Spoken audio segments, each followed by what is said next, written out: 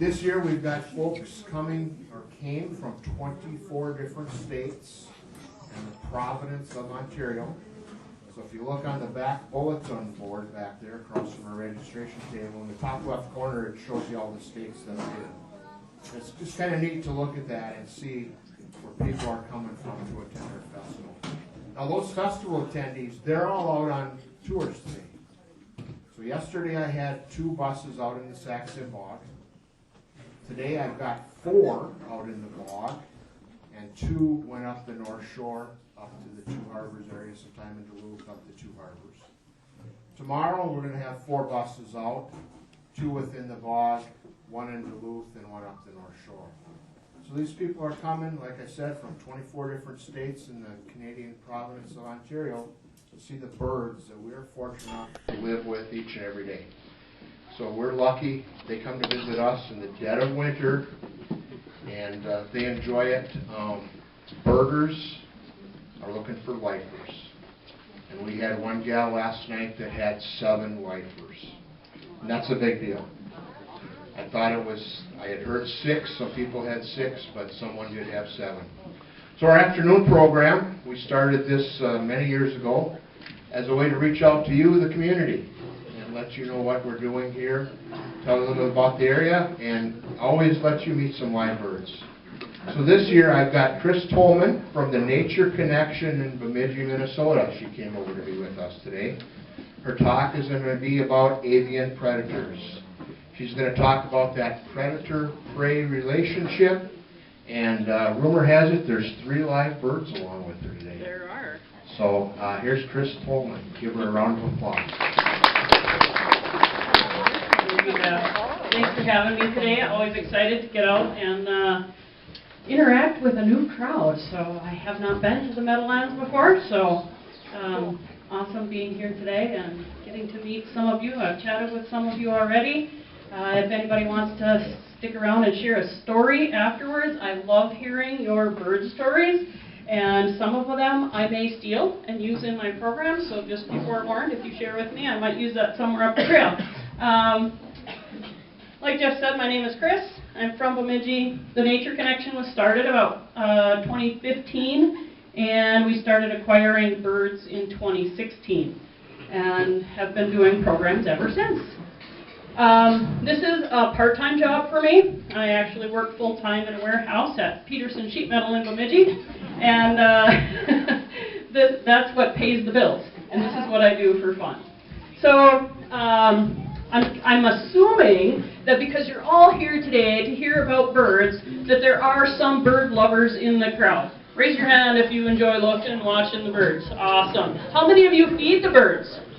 Okay. How many of you have seen birds today? Awesome. Who can tell me what kind of bird you've seen? Anybody? Yeah, way back there. Snowy owl. Snowy owl. Fantastic. What else? Yeah. Bald eagle. Bald eagle. Wonderful. Anything different? Ruffed grouse. Ruffed grouse. Yeah. Red-breasted nuthatch. Red-breasted nuthatch. And a hairy woodpecker. Excellent. Yeah. Hawk owl. That is one that I have not seen in the wild, and I was kind of hoping I'd see one today, but we'll see. Wild turkeys. Wild turkey. Yeah. Yeah, one more. Raven. Ravens, yeah. There are about 10,000 different species of bird worldwide. That's a lot of birds. Scientists love to group things. Okay? It helps us study them, helps us figure out what's what and who's who. Today, I'm going to talk about a group of birds called raptors, or birds of prey. What makes them different from other types of birds? There are 3 characteristics that all raptors have in common. They've all got that sharp, curved, hooked beak. Okay? So if you see that, that may be an indicator that it is a raptor. They're all going to have that. The second characteristic they're all going to have are these nice, long, sharp toenails called talons. Okay, those are their claws, but they're called talons. That's what they use for seizing and grabbing and hanging on to their prey. The third thing, now I'm going to actually pass some of these around. Okay, this is just a little bit about the birds that I have with me today and a lot of these parts. Everything has to have permits. Okay, so all of the birds are permitted through the state and through the federal government. All of the parts and pieces also require permits. So, again, it's a different permit, but also required by state and federal to have permits. Now, bald eagles are a little different altogether. You're not allowed to have parts and pieces of bald eagles unless you're Native American, and then you can apply for those through the Eagle Repository in Colorado. So this foot right here is a bald eagle foot replica. It's plastic, it's not real. This is a foot of a great horned owl, so you can pass that around, see what that's like. Feel the talons if you want. And then I have this that I'll pass around, and the key to these talons is on the back, so you can see what they are. I'm just going to point out a couple. Okay, the one right here by my thumb, this is from a bald eagle. Okay, so I think everybody's probably seen a bald eagle. Kind of give you a little bit of a reference. This great big one over here, this is from a harpy eagle. Harpy eagles live in South America, and they stand about 3 feet tall, and they like to eat things like sloths and monkeys. So, super huge, incredibly powerful, nice grabbers on those guys. Okay, so we've got that sharp, curved, hooked beak, those talons, and the third characteristic that raptors have in common is their great eyesight. I am holding a coin. What am I holding in the back? Can you see what that is? Silver. Silver. Excellent. What is it? Quarter. Okay. And the green jacket right there. Can you tell me if that's heads or tails? Heads. Heads. Good guess. You are correct. If you were a hawk sitting on the top of a 10-story building, not only would you be able to see that quarter laying on the ground, you would be able to see the detail on the date on that quarter as well. Their eyesight is phenomenal. An eagle can spot a little tiny mouse from up to a mile away. Their eyesight is way better than ours. Hard to even comprehend. All right. I am going to get out a live bird so you can see some of those characteristics on a live bird. And I'm going to set the mic down, so I will yell really loud. Wave your hands if you can't hear me, and I'll figure something out.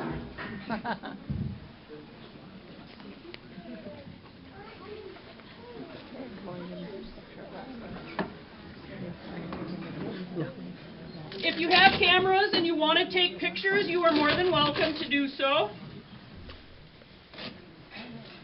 Flash won't bother them? Nope, flash is fine.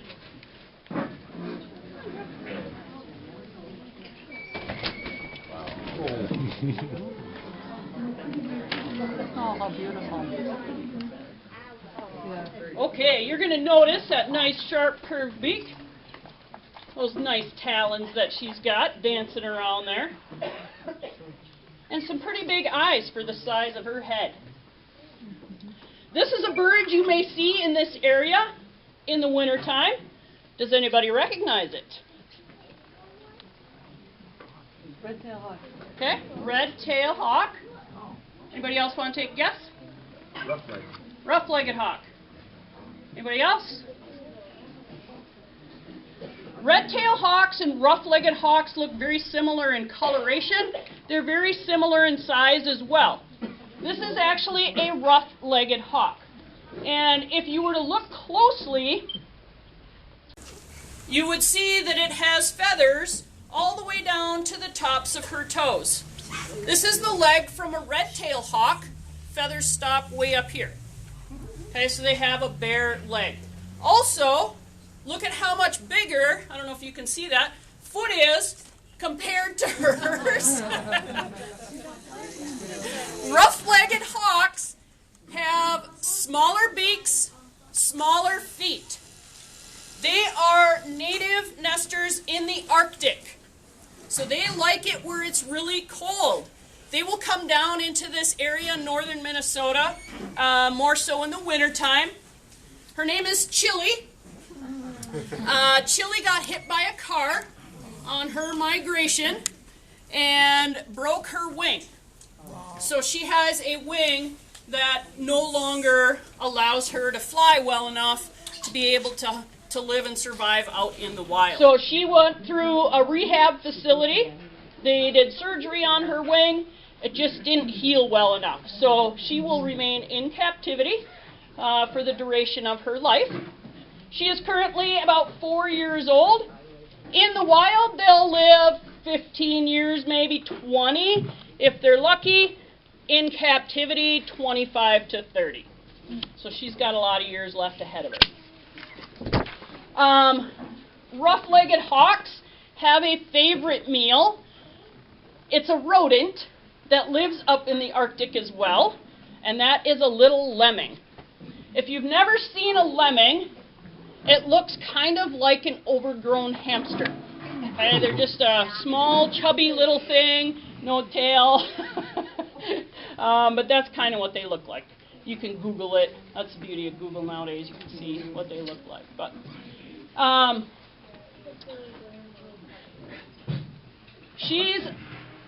maybe I should ask before I say.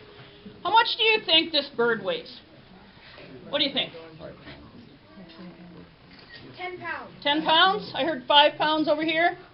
2. Yeah. 5. 5 pounds? 2 pounds, 3 pounds? 2 or 3. Okay, yep. 2.5. 2.5. Okay. Yep. Without going over, she actually is just under 2 pounds. So they look big. They look massive. But there's a lot of fluff on these birds. Kind of an interesting note. In the raptor world, the females are larger than the males. And birds from the north are larger than birds from the south. So if you have birds that are covering a wide area, if you find that same species in Florida, it's not going to be as big as that same species here in Minnesota or again in Alaska. Okay, so the further north you get, the bigger they get. Why is that? It's to help, well, the explanation that I've heard for why that is for warmth. So that added body mass helps keep them warm in the colder climates. The reason for the male-female difference is so that the female has a better opportunity of defending the nest and the young, sometimes against the male. It also allows them to hunt different prey items. So if the male and the female are different sizes, then they can hunt different prey size. So it gives them more of a variety, more opportunity for hunting options. Their first year of life is the most critical. About 60 to 80% of all birds born in a given year will die before they turn 1. Either from disease or they're preyed upon while still in the nest, through starvation if the parents can't find enough food. Sometimes there's other illnesses and diseases and things like that. Sometimes they don't learn how to fly very well right out of the gate, and they crash into stuff and they get injured. They get hit by cars, they hit power poles, there's all kinds of things that can happen to them. And until they figure out all of those hazards, that first year is really, really tough. So once they make it past that first year, that's when their life expectancy goes up to that 15 to 20. Okay? Any questions about the rough-legged hawk? What kind of food they eat? They eat mostly lemmings, but they'll eat other small rodents as well, mice and things like that. Yeah? Can you tell us a little bit about how they go through their molting and changing of their feathers through their life? Molting, every bird has its own molting pattern, and I do not have them memorized. What about So the rough-legged hawks will drop their feathers and other things on an annual basis. So because life can be tough on them out in the wild as well, they beat up their feathers. And so that's what they rely on for survival. So nature has a pretty good thing going where their feathers are replaced every year. So typically they'll drop the same feather on both sides at the same time, or within a day of each other. And believe it or not, that can affect their balance and their flying ability. So if the same one is gone from the same place on each side, that helps keep them balanced. But I don't know if they molt from outside in or inside out, and all of those details. But it just blew my mind the first time I learned that a bird loses its feathers every year. Mm-hmm. That just blew my mind. Yeah, yep, it is crazy. And some birds don't lose all of their feathers every year, so it's a little bit different. But you'll notice that she kind of let one fly there. Kind of another interesting thing, hawks and eagles have the ability to shoot their poop about 6 feet. So that's why I told someone earlier that they were in the danger zone up here, but thankfully she was pointed backwards when she did that. That helps keep their nest clean, okay, so they can shoot out over the feet. So that's why I told someone earlier that they were in the danger zone up here, but thankfully she was pointed backwards when she did that. That helps keep their nest clean, okay, so they can shoot out over the edge and it doesn't make a mess in their nest and they don't have to move very far. All right, any other questions about the rough-legged hawk? Yeah? Where does Chili live then? Okay, he asked, where does Chili live? Chili lives in about an 8x12 enclosure in my backyard. She shares a space with a red-tailed hawk, and they get along well, which is nice for me. Otherwise I would have to separate them. But they have a variety of perches, and I kind of spoil my birds so they have heat and screened-in windows and things like that in the summertime, and so they're kind of spoiled. Yes? Is the coloration the same for both the male and the female? Yeah, so the question was, is the coloration the same for the male and the female? Most birds in the raptor world, the males and the females, are identical in their coloration. The only way to tell them apart is by size. And unless they're sitting side by side, that's really hard to tell. Some of them have a little bit of overlap. So even if you weigh them, you still might not be able to tell if it's a male or a female without doing some kind of testing. So there are a few raptors that have some color differences. The peregrine falcons, the kestrels, and the harriers all are different male to female. Okay, good question. All right, any other questions? Okay.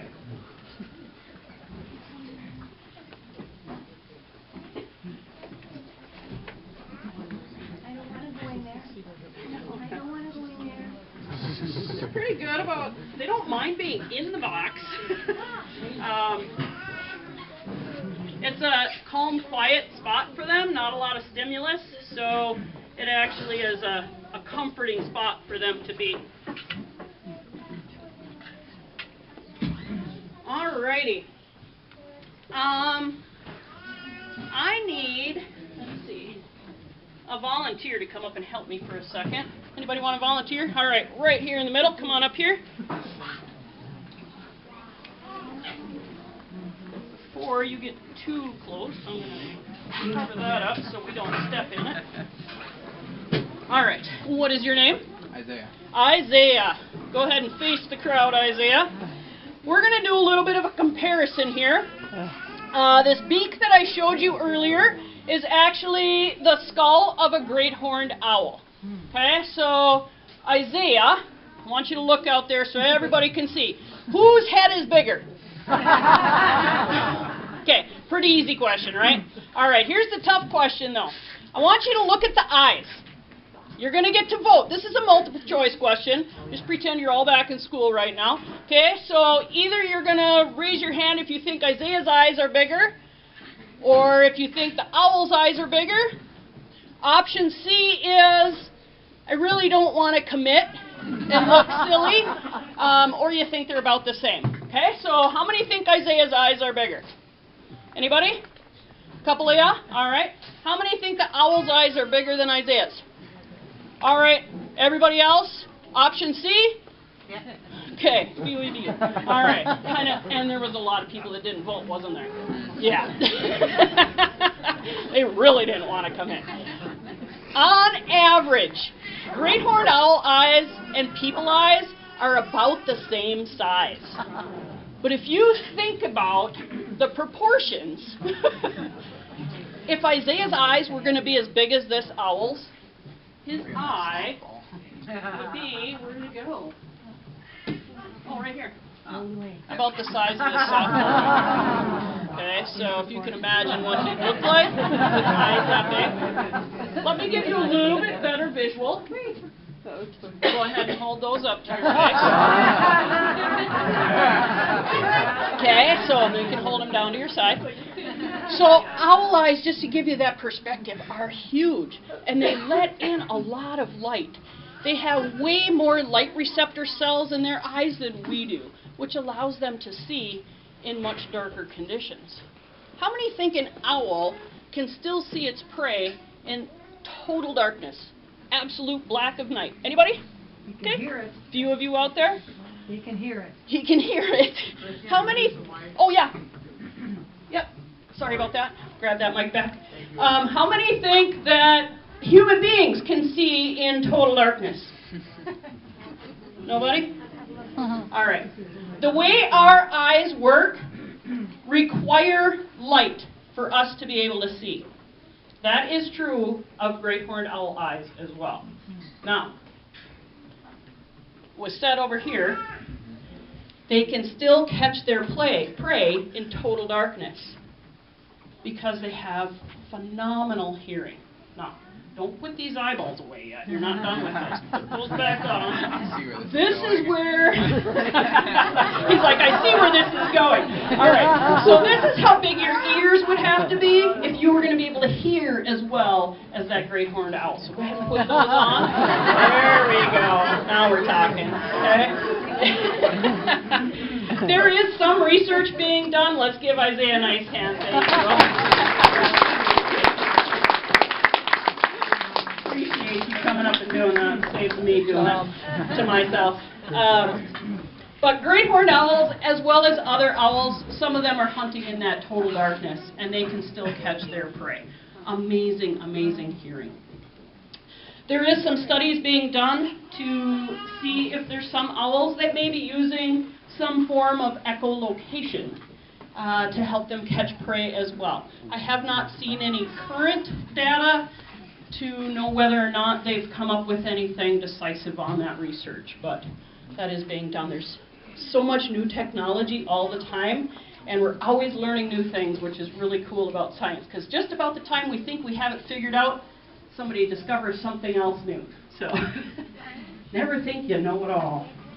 All right, I am going to get out. Guess what kind of bird?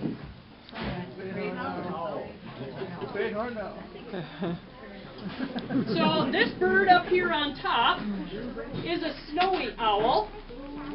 Some of you have seen that bird here this weekend. They do like to hang out here.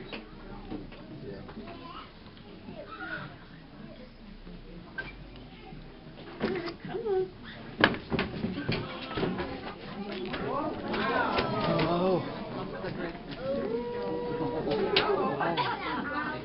Whoops.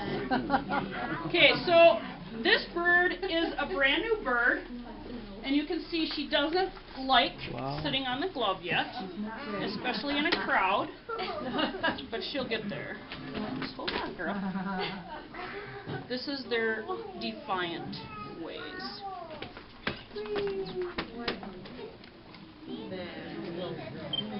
I was going to put the thicker glove on and I forgot. I'm reminded really quickly now why I was going to do that. Great horned owls are also known as the tiger of the sky. They are incredibly powerful and amazing, amazing hunters. They have a grip strength of about 600 to 800 pounds per square inch. Okay, she's got a really good hold of my glove right now, and thankfully my arm is below that. But they hunt a wide variety of prey. And we're going to talk about that in a little bit, so we're not going to go into a lot of details right at the moment. But great horned owls are super common from Alaska all the way through Canada, all the way across North America, and into parts of Mexico. So these birds, super duper common. They will live in a variety of habitats. So you'll find them on the prairies, in the forests, in the mountains, in the desert, pretty much everywhere. This is a female great horned owl. If anybody's been to the Headwaters Science Center in Bemidji, they have a male great horned owl from Arizona. He weighs about 2 pounds. This girl right here weighs about 4 pounds and would have about a 4-foot wingspan. I'll see if I can get her to put her wings out and stay on the glove. You'll notice that she has her ear tufts back. That they will use their ear tufts for communicating, and usually when they're back, they're not happy. You'll also notice that she is panting right now. So she's got that white patch in the front is kind of fluttering in and out. They will do that when they're nervous or hot. They do that to cool down. She's nervous. But she's doing really good. So we'll keep her out for as long as she doesn't get too cranked up here. So I named her Luna. Luna was found in the Bemidji area. She was hit by a car, and she did not have any broken bones, but a lot of soft tissue damage. So she can fly, but not for any length of time. So they couldn't get that muscle to respond and to recover well enough for her to do sustained flights, which is kind of critical for these birds to be able to survive in the wild. No. It's probably just curled under. Yeah. So. All right. But you can notice those great big huge eyes, those nice long talons that she's got there, and that amazing camouflage that all owls have. You'll also notice that she has kind of a disc-shaped face. That is a characteristic of owls. And that disc helps them to funnel sound into their ears. Some super nocturnal hunters will have ears that are offset. So one might be a little larger than the other, and one might be a little higher than the other. And that helps them pinpoint that sound and capture their prey without having to see it. All right. Any more questions about the great horned owl?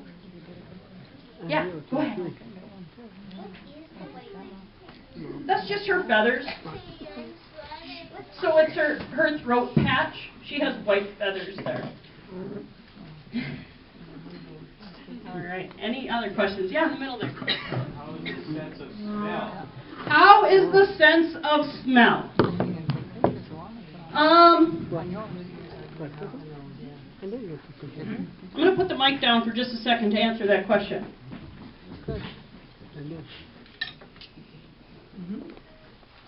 This is one of their favorite foods. You tell me. This is like candy to a great horned owl. They love these things. I'm going to go out on a limb and say their sense of smell probably isn't that great.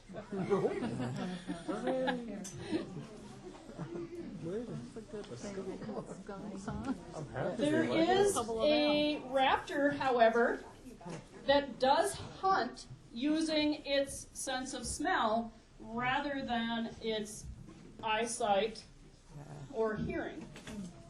And we have those birds here in Minnesota. Does anybody know what it is? The buzzard. Okay? Turkey vultures actually hunt using their sense of smell.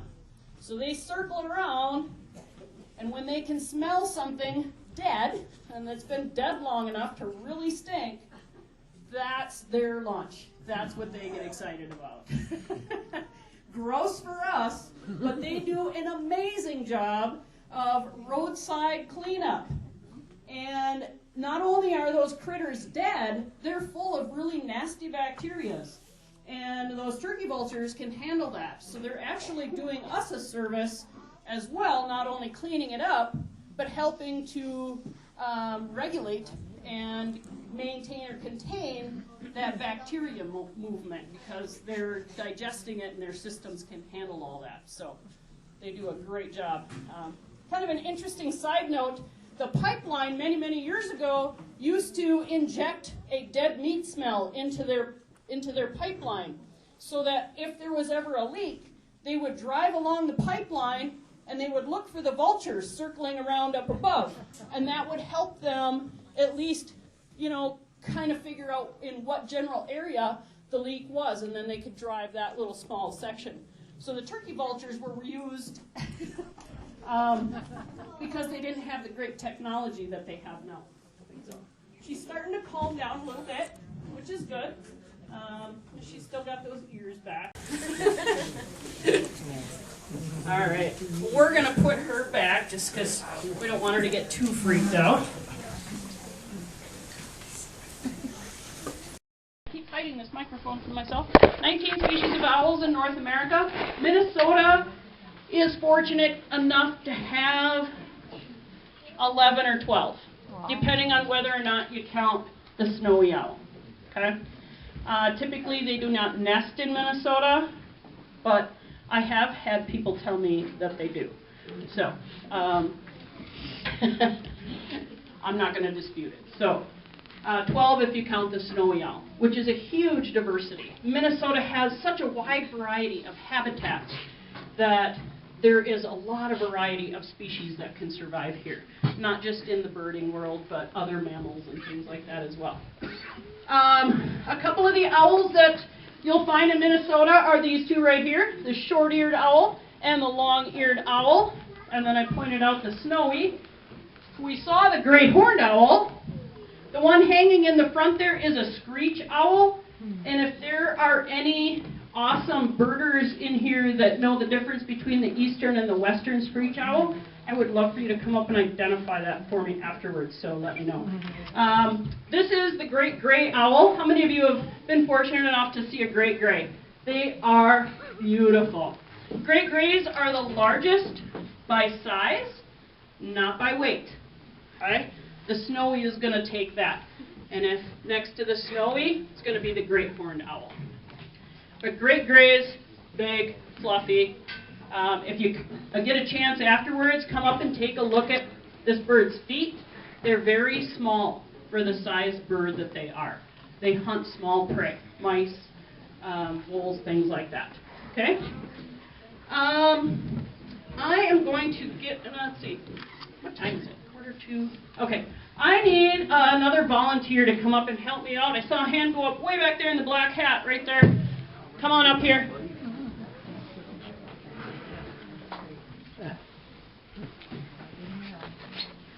We're going to move that. So we were talking about owls, and how many of you have ever taken an owl pellet apart? Why? To see what they're eating. Has anybody ever taken an eagle pellet apart? Do eagles have pellets, or was that a trick question? What do you think? No? Okay. I have with me 2 bags of pellets that I collected this morning before I left home. This bag right here, what's your name? Dusty. Dusty? I'm going to hand you that. That is great horned owl pellets. This bag that I am holding are eagle pellets. All raptors cough up pellets. So why do we love to pick apart owl pellets so much? Okay? To see what they've been eating. Yes? I was going to say to put them back together, the skeleton. Yes, yes, and that would be an awesome challenge. If you want these and want to do that, he's done it. Awesome. That guy's got amazing patience. The reason is because most other birds of prey have a much more acidic stomach. And so when they are eating the food, a mouse for example, their stomachs are going to digest the bones. So there's really nothing left in the pellet. Owls, on the other hand, their stomachs are not very acidic, and they can't digest the feather and the fur and the bones and the teeth and things like that. So when you pick that pellet apart, you've got all that really cool stuff left inside. So if Dustin was an owl, Dusty was an owl, and we wanted to see what he'd been eating. Okay, you're a big owl, so you've got to have a really big pellet. Okay, so I want you to take that and just kind of walk out here and see, and people can pull things out. We're going to see what you had for lunch today. Okay? So go ahead and grab something out of there and hold it up. Okay, so yes, we discussed this already. They're very, very favorite. Great horned owls are crepuscular hunters. These are crepuscular animals. That means they're active at dawn and dusk. Okay, so what else might a great horned owl eat? Oh, he pulled out two things. Okay, we're going to start with this. Dog or cat? Collar. Do you think an owl would be so thoughtless as to eat your little cute puppy or cat? Yes. Absolutely. It's a small furry mammal. That's what they love to eat. Okay, don't be shocked if that happens. And what else do we got in there?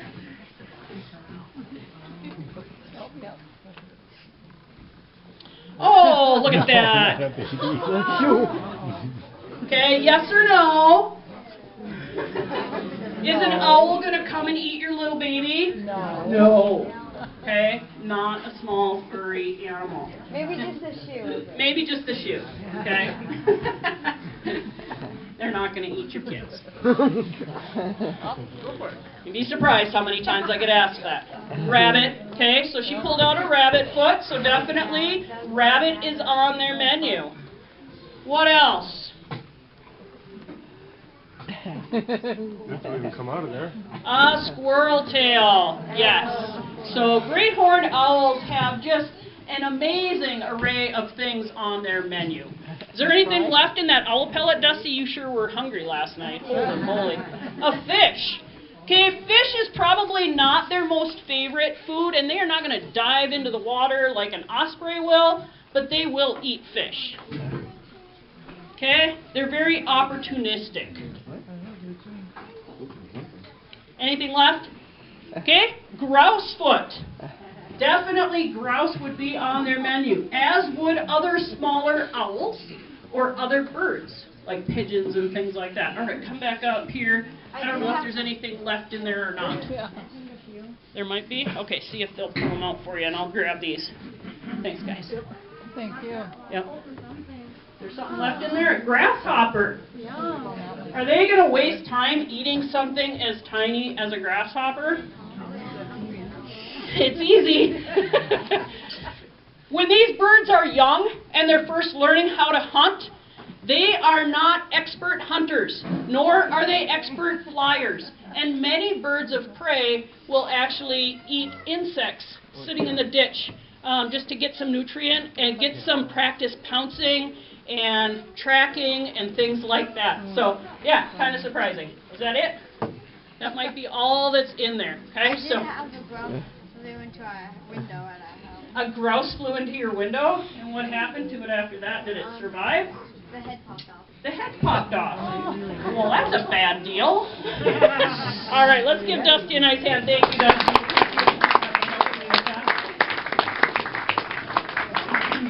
So great horned owls, they are, like I said, very opportunistic, and they will eat all kinds of different food, which is one of the reasons why they can survive in such a vast variety of habitats.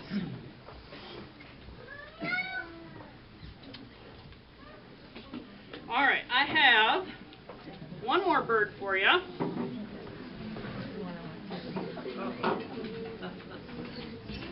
So, Yeah.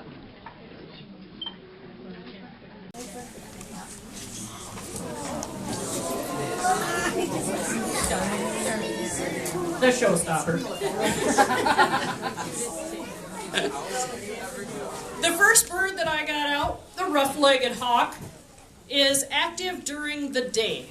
Does anybody know what the word is for animals active during the day? Diurnal. Diurnal. Very good. What a smart crowd. Okay. The great horned owl is active at dawn and dusk, and what is the word for that? Crepuscular. Crepuscular. Absolutely. Okay. This little bird right here is a nocturnal hunter. They are active at night. When I get her up, look at how she's staring at me. She's not happy. When I wake her up in the middle of the day, she gets a little grumpy. Sometimes she tries to bite me. These are also very common in this area. This is the smallest species of owl that we have in Minnesota. Not the smallest in North America, however. There are owls that are smaller than that, by about an inch. Okay? So, again, with the male-female difference, this is a female. Okay, so a male is going to be a little bit smaller. This is a northern saw-whet owl. A lot of people that spend a lot of time in the woods and come across these little owls, and they like to perch fairly low, so they might be at eye level when you're out walking through the woods in underbrush or up against the trunk of a tree in those pines.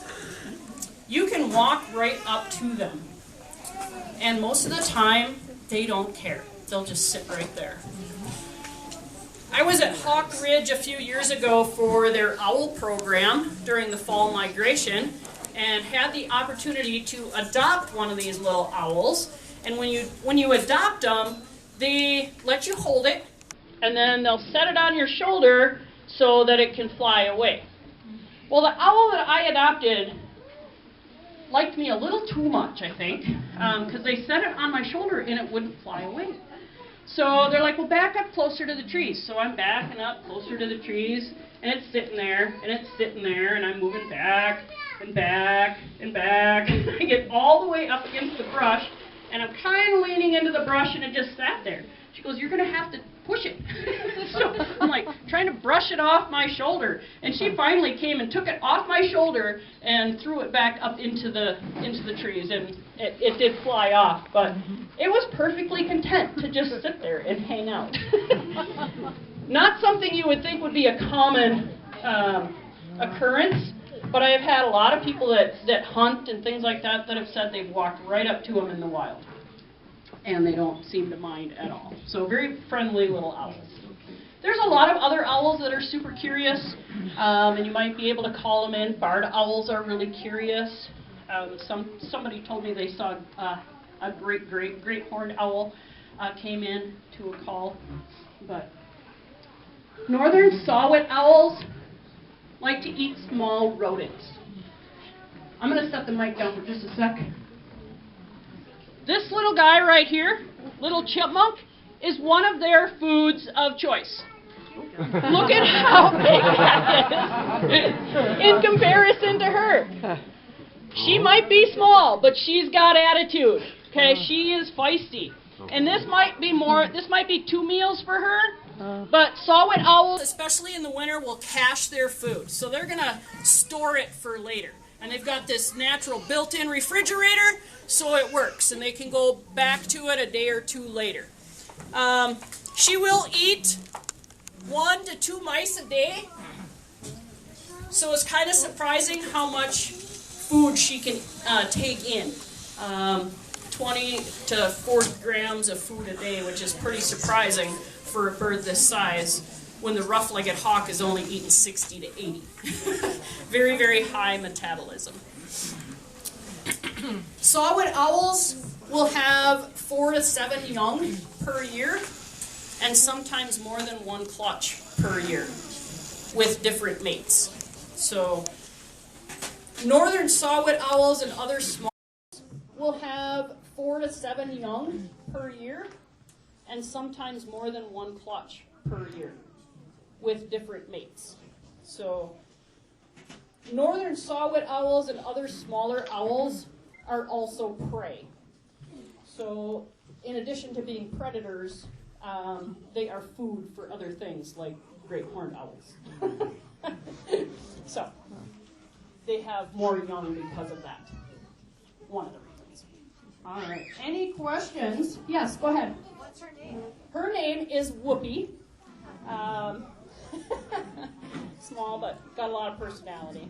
Whoopi was also hit by a car and shattered her wing. I know, it's hard to believe she could even survive. But you'll notice that she's got one wing that works and one that does not. And that one wing was shattered. Normally in a rehab situation, they won't even put the time and money into rehabbing them because they know there's no way that it is going to be able to be released back into the wild.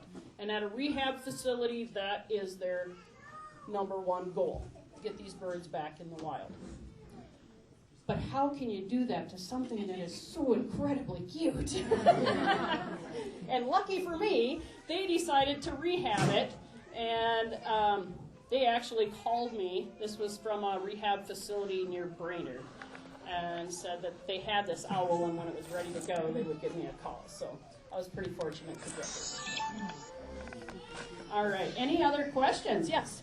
Did you have to have special training? Well, she asked if I had to have special training. Every time you get a new bird, you have to apply for that species of bird to be added to your permit, and you have to state what your experience is. You don't have to have experience with that species directly unless it's a bald eagle.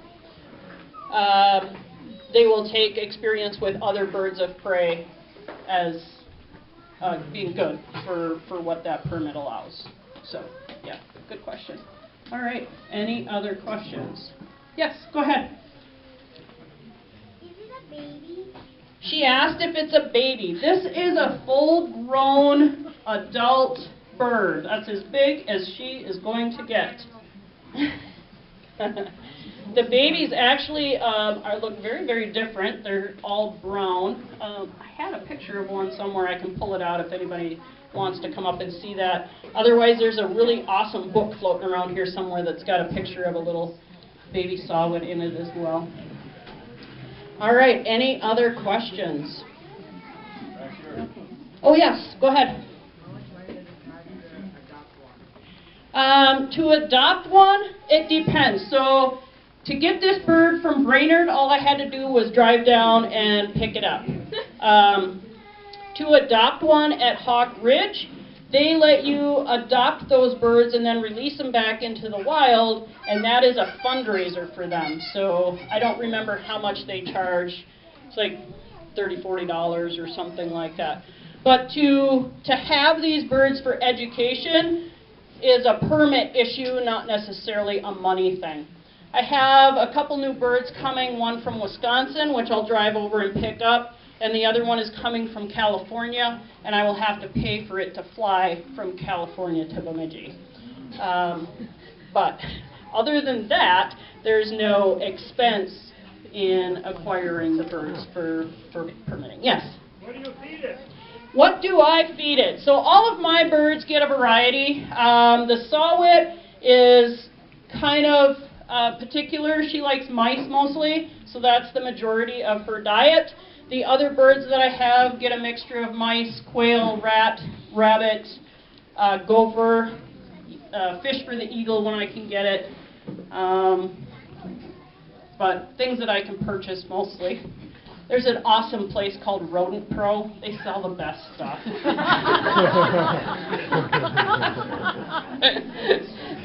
Any other questions? Yes, one last one.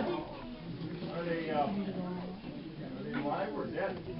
He asked if they were alive or dead. Everything that I feed is already dead. That I have a huge freezer full of really cool dead stuff, much to my husband's dismay. But yeah, so it makes it really easy. I just pull it out and thaw it out, and it has to be warm because if it's cold, it can make them sick.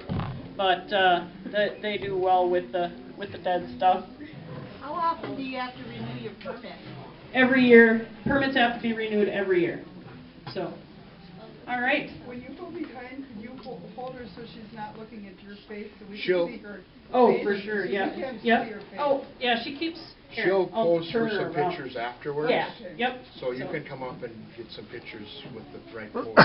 All right. Right, Chris? That's right. So I will. I'll stick around, and if anybody wants to come up and get some better pictures, you're more than welcome to. I'm guessing he's standing here, and that's like the hook. So I'm getting pulled So, off or the we're- stage. did you have All more to right. go? So no, I'm good. So Okay. I could go on and on and on. So if I will shut up. Let's give Chris a big round of applause. He did a great job. So once again, now we've got some snacks at the back of the room. The Western Fraternal Lodge is providing those snacks for us. There's some juice boxes, coffee, cider, tea back there. Also back there is a sales table for the festival, sponsored by the Toledo Meadowlands Development Board. T-shirts, hoodies, sweatshirts, stocking caps, hats, tote bags. So once again, one big round of applause for Chris. She'll be up here to answer your questions. Have her little friend pose with some pictures. And thank you all for coming. Thank you. Thank you, guys. Oh, no, that's fine. That's fine.